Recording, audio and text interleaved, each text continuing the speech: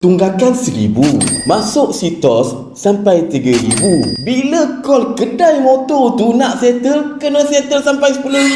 Pasti ramai yang dah terkena. Kedai motor syarikat pinjaman wang berlesen yang ini paling famous dan paling banyak. Aku terima aduan daripada orang ramai yang mana dia orang pakai sitos report untuk buat financial bullies pada orang. Tunggakan motor tu tak sampai pun RM3,000.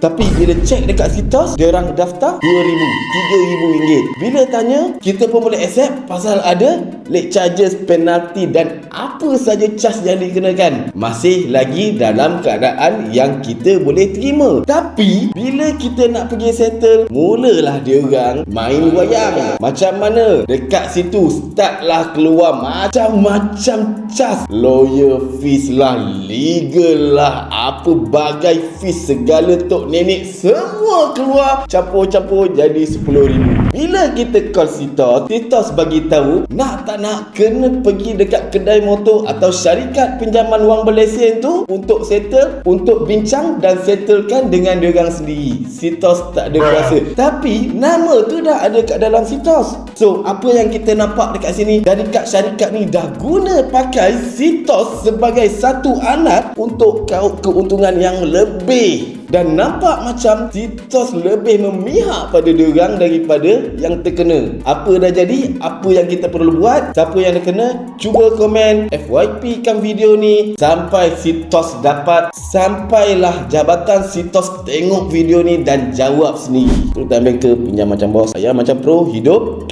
macam Sultan. Assalamualaikum.